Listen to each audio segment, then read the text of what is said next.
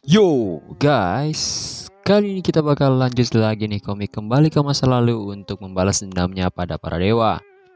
Oh ya, berhubung komik nyuri skill udah mentok dan saya sementara nunggu kabar nih dari autornya, saya akan nyelesain semua komik yang udah saya pernah bahas, oke? Kira-kira itu ada 5 judul lebih deh kalau nggak salah. Jadi akan saya usahakan selesain semua, oke? Oh ya, dan saya akan ikutin saran dari Wibu yang satu ini. Nih, baca dulu. Jadi, mulai upload berikutnya saya akan fokus di manga reinkarnasi antagonis dulu. Sampai episodenya mentok. Dan kalau udah mentok, kita lanjutin lagi komik lain sampai mereka semua mentok, oke? So, nggak usah banyak bacot lagi, langsung aja kita mulai.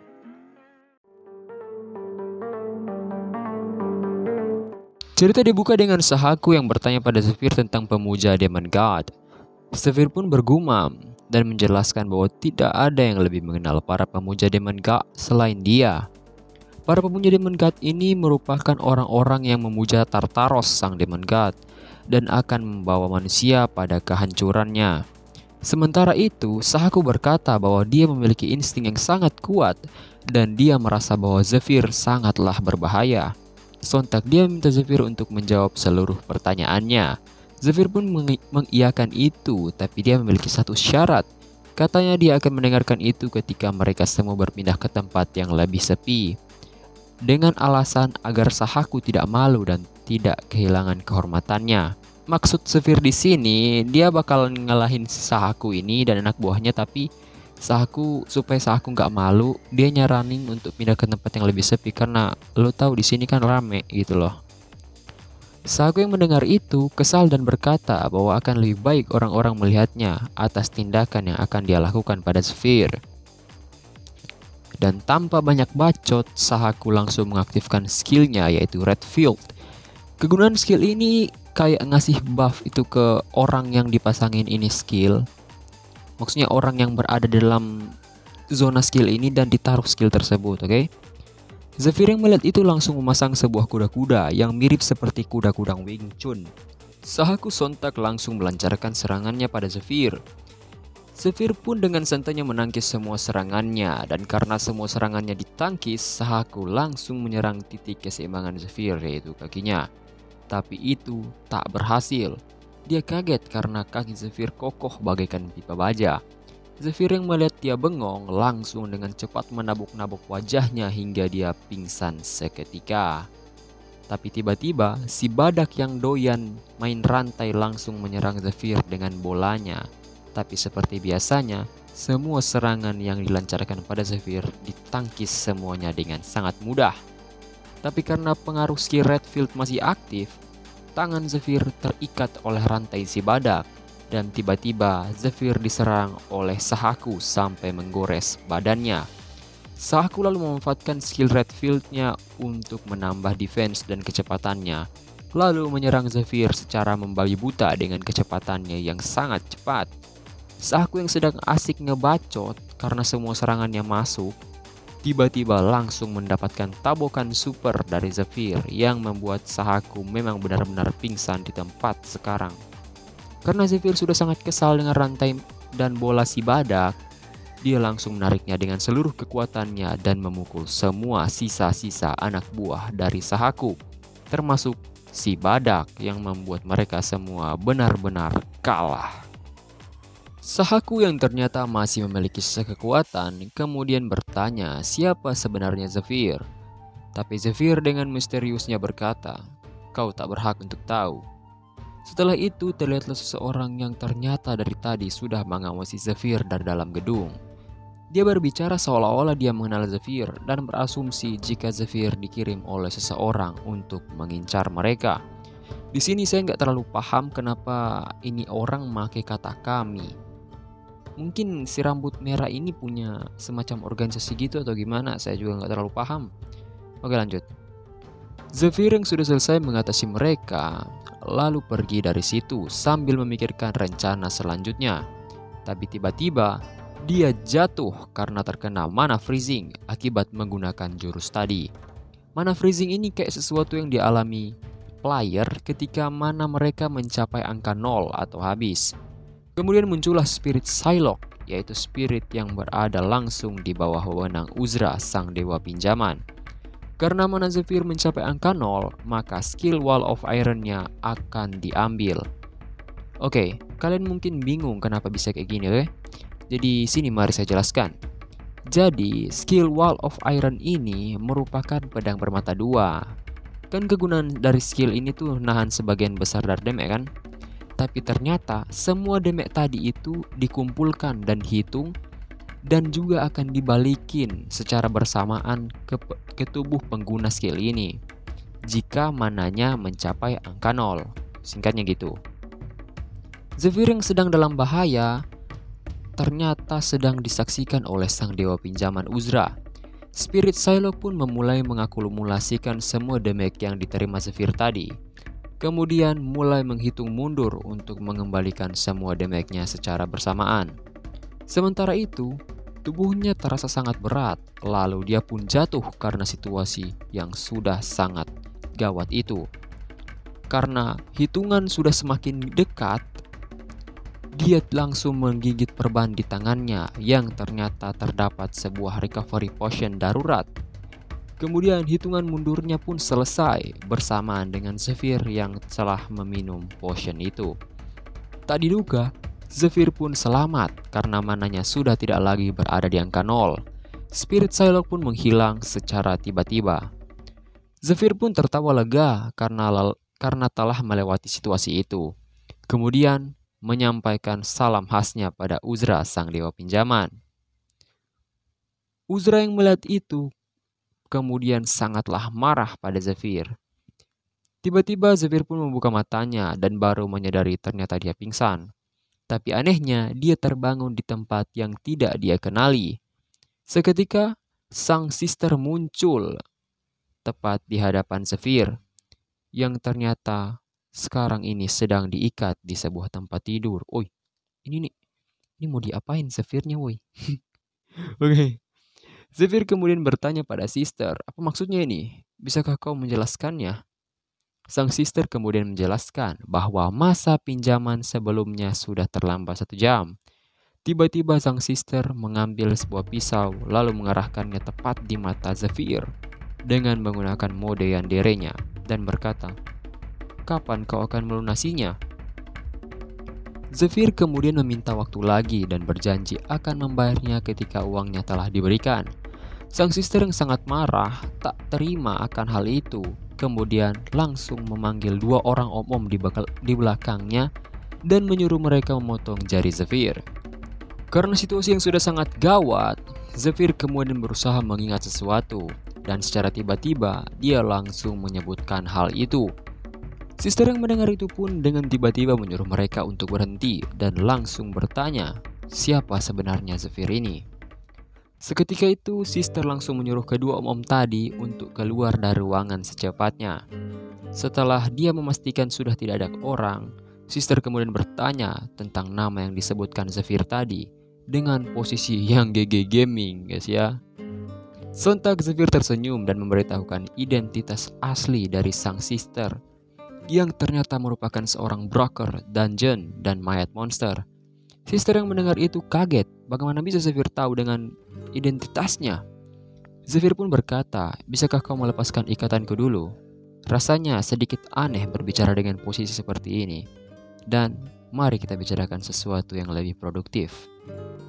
Scene lalu berpindah pada Sahaku yang sangat kesal karena perkataan Zephyr padanya. Dia pun berteriak bahwa dia pasti akan membunuh Zephyr. Tiba-tiba datanglah seseorang yang saya duga adalah orang yang mengamati Zephyr terakhir kali. Dia ternyata bernama Ned dan juga merupakan salah satu petinggi di kuil ini. Ned kemudian menyuruh para healer pergi dan berkata bahwa dia saja yang akan mengurus Sahaku. Setelah itu, Ned pun bertanya tentang kesalahan yang dibuat oleh Sahaku sore tadi. Sahaku pun berusaha menjelaskannya, tapi tiba-tiba dia dibungkam oleh pisau Ned. Ned lalu langsung menasihatinya untuk melakukan setiap pekerjaannya dengan baik, tapi dia malah dipukuli seperti anjing jalanan di hadapan para budak. Ned kemudian mengiris mulutnya dan memperingatkannya bahwa para petinggi sudah mulai kecewa padanya. Sahaku yang tidak ingin dia mengecewakan para petinggi, kemudian memohon pada Ned agar memberinya kesempatan lagi, walau hanya sekali. Sontak Ned mendekat padanya dan berkata bahwa Sahaku harus membunuh orang yang mengotori nama mereka, yang tidak lain adalah Zephyr.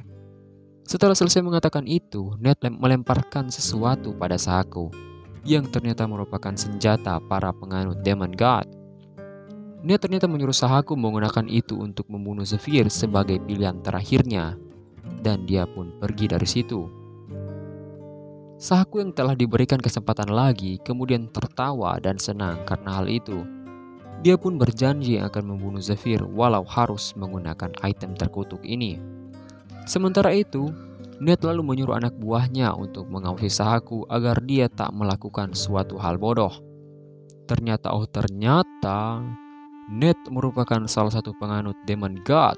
Bahkan dia ini merupakan murid dari petinggi penganut Demon God langsung.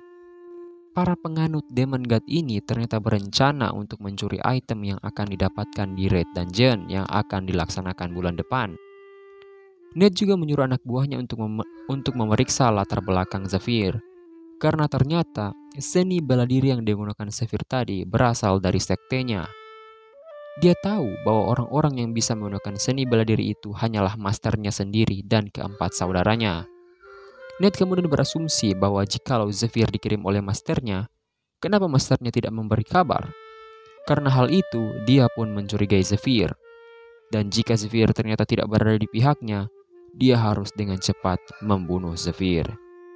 Jadi ternyata untuk meriksa apakah asumsinya benar atau salah, si Ned ini ngasih item dari sektenya ke Sahaku buat mastiin apakah Zephyr ini kawan atau lawan. Singkatnya, Sahaku ini cuma jadi alat sekali pakai doang. Sama kayak Kono. Ada adik-adik yang nonton.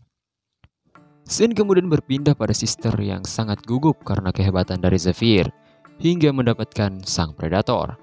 Zephyr yang melihat Sister sangat senang bertanya, apakah kau menyukainya? Karena kaget akan hal itu, Sister tiba-tiba merubah topik dan membicarakan bisnis mereka. Ternyata Zephyr meminta bantuan Sister untuk membeli beberapa material dari hasil penjualan predator.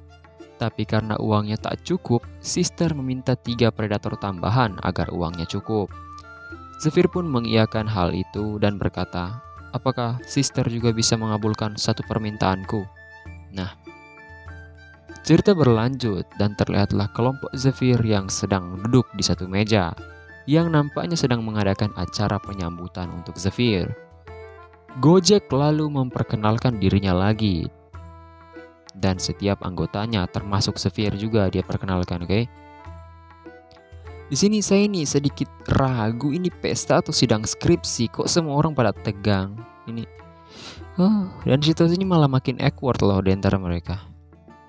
Dan karena Zephyr tidak ingin situasinya menjadi seperti ini terus, dia kemudian mengeluarkan sesuatu yang nampaknya dia ambil dari Sister sebelumnya. Ternyata itu merupakan sebuah alkohol terbaik yang mungkin bahkan tak dapat diimpikan oleh para budak. Dan karena hal itu, Zephyr pun sukses mencairkan suasana saat itu. Zephyr yang sedang minum saat itu sontak bergumam tentang bagaimana cara dia menangani mereka. Zephyr sudah tahu cara menangani Gojek karena di kehidupan sebelumnya dia pernah satu tim dengannya. Tapi karena 2 orang sisanya sudah mati, Zephyr tidak tahu terlalu banyak tentang info mereka. Jadi dia memutuskan untuk mengamati situasi dulu. Di sini, Dale ternyata sangat tidak menyukai Zephyr. Mungkin karena suatu hal atau apa, saya juga nggak tahu. Scene pun berpindah pada Gojek saat dia sedang menjenguk timnya kemarin. Gojek pun memberitahukan bahwa Zephyr yang menyelamatkan mereka semua dari predator. Pokoknya di sini Gojek tuh ngejelasin semuanya, bahkan sampai kesepakatannya dengan Zephyr sama Dale dan Marco. Sontak, Dale yang mendengar itu tidak percaya pada Gojek dan sangat yakin jika Zephyr hanyalah seorang penipu ulung. Dan hal itu cepat atau lambat akan terbongkar saat mereka masuk ke dalam dungeon. Lalu, terlihatlah kelompok Zephyr yang sedang menuju ke kota Goa Adelaide yang ternyata sudah berubah menjadi sarang monster. Mereka lalu masuk ke dalam, dituntun oleh Zephyr yang menggunakan skill Mana Detection, yang kegunaannya supaya Zephyr bisa ngerasain benda-benda di sekelilingnya. Mereka lalu masuk lebih dalam dan semakin dalam. Scene tiba-tiba berpindah saat Zephyr sedang menjelaskan strateginya untuk menyelesaikan dungeon yang merupakan dungeon Black Steel Spider. Sementara dia menjelaskan strateginya, tiba-tiba dia langsung memotong pembicaraan dan berkata bahwa jika ini benar-benar dungeon Black Steel Spider, itu akan sangat sulit untuk ditaklukkan oleh mereka berempat, dan itu sama dengan bunuh diri. Zephyr yang mendengar Dale saat itu kemudian langsung berkata, "Kalau kau takut, maka tidak akan kupaksa untuk ikut, karena aku juga bisa dengan mudah menyelesaikan dungeon ini." Cerita berlanjut di saat mereka masuk semakin dalam dan lebih dalam lagi di dungeon itu. Jadi singkatnya yang tadi itu flashbacknya si Dale, oke? Lanjut. Karena mendengar Zephyr berkata begitu, dia pun semakin yakin kalau Zephyr adalah seorang penipu. Dale tidak percaya pada semua yang telah dilakukan Zephyr, karena dia tak melihatnya secara langsung. Dan karena terlalu asik memandang enteng Zephyr, Dale pun membuat kesalahan yang sangatlah fatal, yang membuat para bayi Black Steel Spider keluar dan melompat ke arah Dale. Sontak Zephyr langsung menyadari itu dan melindungi anggota partinya. Zephyr pun langsung menghajar para laba-laba yang menggigit tangannya tersebut. Itu membuat Dale seketika kaget. Dengan aba-aba Zephyr, mereka semua berkumpul membentuk formasi dan menangani serangan dari para laba-laba. Tiba-tiba, Dale terkena sayatan salah satu laba-laba di bagian pundaknya. Karena para laba-laba sudah berkumpul pada Dale, Zephyr langsung mengarahkan tinjunya yang langsung menghaburkan seluruh laba-laba itu. Tak berselang lama, mereka pun berhasil bertahan dari serangan para laba-laba. Dale yang kesakitan karena sayatan itu langsung diberikan potion oleh Zephyr. Dia lalu bergumam bahwa jangkauan dan prediksi indera Zephyr sangatlah hebat dan pastinya dia juga sudah mengetahui jika akulah yang sudah membuat kesalahan. Karena sadar akan hal itu, dia berkata, "Apa kau tak akan mengatakan apapun?" Sontak Zephyr berkata bahwa setiap orang pasti pernah membuat kesalahan. Zephyr pun langsung pergi untuk memeriksa situasi. Sementara itu, Zephyr bergumam bahwa Dale harus mengalami kejadian ini secara langsung, walaupun dia masih sedikit mencurigaiku. Karena dia juga pasti akan sadar dan menilainya sendiri setelah raid ini selesai. Cerita berlanjut pada Dale, Marco, dan Gojek yang sedang melawan satu laba-laba besar. Mereka bertiga bekerja sama dengan baik, walaupun memang memakan banyak tenaga mereka. Serangan terakhir pun dilakukan oleh Dale dengan sangat mulus, dan itu membuat sang monster modal seketika.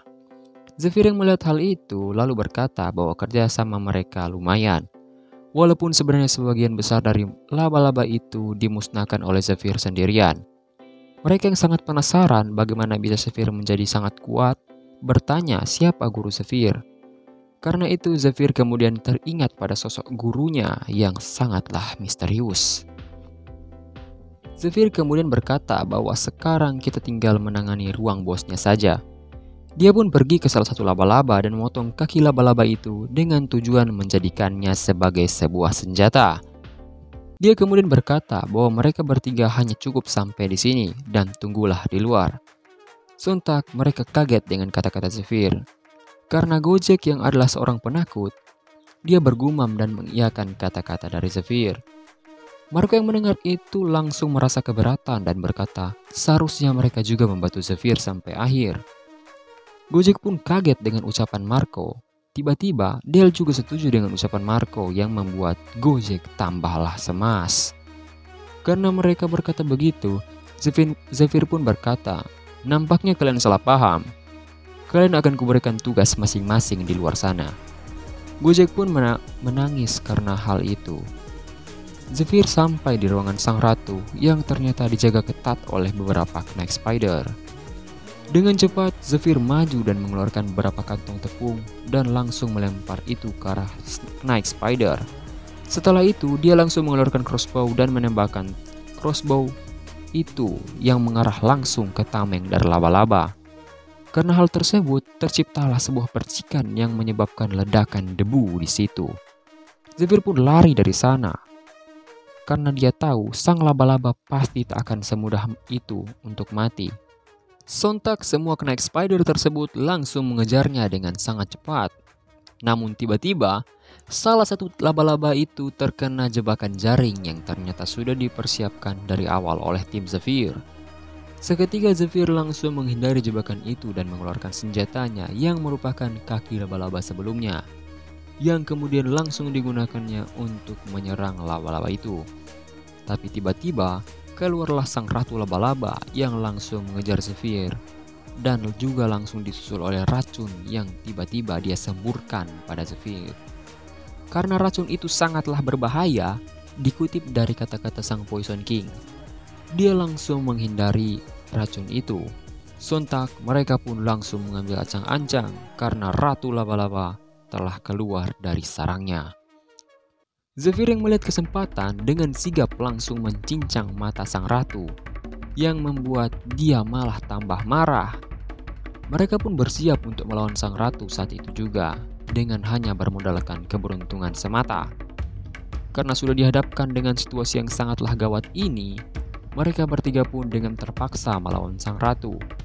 Mereka semua dengan susah payah menyerang dan terus menyerang sang ratu laba-laba, walaupun hanya menghasilkan sedikit damage saja.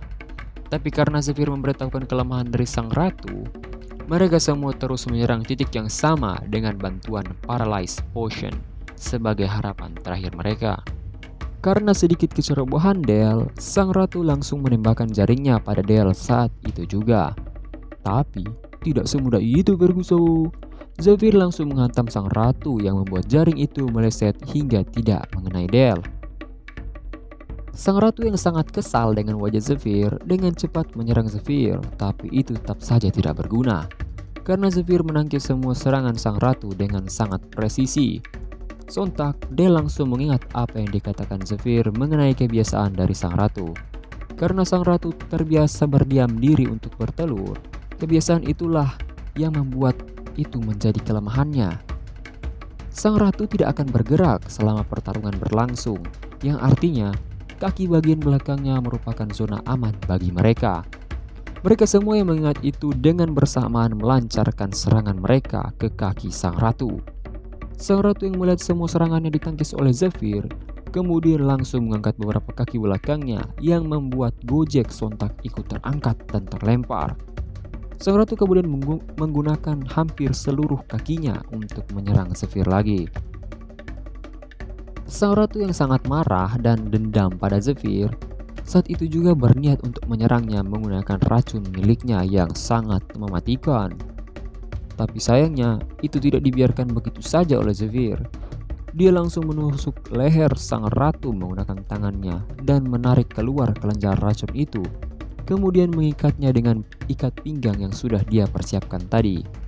Setelah selesai, dia kemudian berlari ke atas sang ratu, kemudian melompat dan langsung menendang dengan keras kepala dari ratu laba-laba. Dia pun langsung berkata bahwa pertarungan ini akan berakhir dengan siapa yang duluan kehilangan fokusnya. Setelah sekian lama, mereka akhirnya membunuh sang ratu laba-laba. Zephyr yang melihat kontribusi timnya kemudian mengakui kalau mereka tidak seburuk yang dia pikirkan. Tapi mereka tidak akan berguna jika Zephyr berhadapan dengan Ned. Oleh sebab itu, Zephyr harus mulai memikirkan rencana. Scene pun berpindah pada Sister yang terlihat sedang melakukan bisnis gelap di dalam kuil, bahkan di siang bolong. Zephyr yang melihat itu langsung berkata, mungkin karena hal ini tidak ada orang naif yang berpikir kalau kuil itu adalah tempat suci. Tak lama setelah mereka selesai menjual Mad Monster tersebut, Sister pun berbicara tentang keuntungan yang mereka dapatkan. Sister lalu memberikan Zephyr sebuah pakaian yang nampaknya seperti pakaian pengurus beserta kunci laboratorium. Ternyata Zephyr berencana untuk masuk ke dalam laboratorium agar dapat melakukan sesuatu di sana dengan kedok sebagai pengurus laboratorium tersebut. Sementara mereka berdua asik bermesraan, bermesraan bangke. Tiba-tiba datanglah Ned yang katanya sedang mencari Sister karena suatu alasan. Ganggu-ganggu, nggak ada otak nih orang. Sontak Zephyr langsung mengenali Ned saat itu juga. Sister pun lalu bertanya alasan Ned untuk mencarinya. Di sini, Sister sebenarnya sudah tahu kedok si Ned. Dia tahu kalau Ned datang ke sini buat ketemu Zephyr dan mungkin dengan niat buat bertumbuh dengan si Zephyr. Sister lalu menolak tawaran Ned, tapi karena Ned udah kebelet pengen bertumbuh dengan Zephyr, dia langsung mengajak mereka berdua untuk sekalian ikut dengannya. Zephyr kemudian maju dan mengangkat tangannya di depan Zephyr. Kayak menghalangi supaya jangan diambil ya bangke. Tiba-tiba mereka berdua kemudian melepaskan aura yang sangatlah kuat sampai-sampai membuat Sister ketar-ketir di belakang. Karena udah kebelet pengen bertumbuh, mereka berdua sontak langsung memasang kuda-kuda dengan seni bela diri yang sama. Mereka kemudian berniat untuk memulai pertumbukan mereka. Tapi tiba-tiba, Sister langsung menggunakan perintah budak dan langsung menyuruh mereka berdua untuk berlutut saat itu juga. Karena mereka memiliki tanda budak yang sama, mereka pun menuruti kata-kata Sister. Sister kemudian langsung menampar Zephyr dan memarahi Zephyr karena perbuatannya tadi. Tak lupa pula dia juga memperingati Ned agar tidak menyentuh Zephyr. Jika tidak, maka Ned akan mati. Cerita pun berlanjut dan memperlihatkan Sister yang memperingatkan Zephyr bahwa Ned adalah individu yang sangat berbahaya. Dia juga memarahi Zephyr karena dia kesal padanya yang melakukan tindakan berbahaya begitu saja.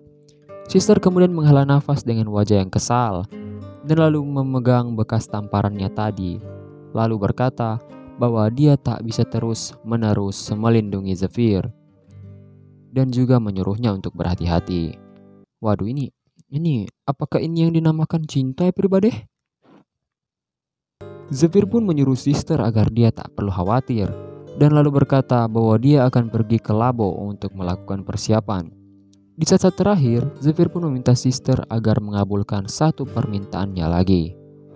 Si lalu berpindah pada Ned yang berkata bahwa moodnya menjadi buruk karena kekuatan dari ukiran itu. Saat itu juga, Ned flashback dengan kata-kata gurunya bahwa Ned haruslah menyusup ke kuil dengan menggunakan tanda budak agar dia tak dicurigai seperti saudaranya yang telah dieksekusi. Gurunya juga memberitahukan bahwa ini semua demi kepentingan kultus untuk mendapatkan item dan raid yang akan dilaksanakan oleh kuil cahaya. Karena mengingat kata-kata dari gurunya, Ned kemudian menahan amarahnya sejenak dan menunggu waktu yang tepat untuk membalaskan dendamnya. Ini di sini saya nggak tahu. Ini kayaknya Ned ini dia punya dendam tersendiri sama kuil cahaya ini. Jadi dia masuk ke dalam kultus buat balas dendamnya gitu mungkin. Ya, oke lanjut. Scene berpindah lagi di sebuah desa di mana hanya terdapat sebagian besar penambang. Tiba-tiba salah seorang dari mereka melihat seseorang yang datang ke arah desa, yang ternyata adalah Sahaku. Dia pun bertanya jumlah orang yang berada di desa saat ini. Setelah mengetahui jumlahnya, dia pun langsung menggunakan senjata pemuja Demon God dan langsung membantai seluruh penghuni desa itu dalam sekejap.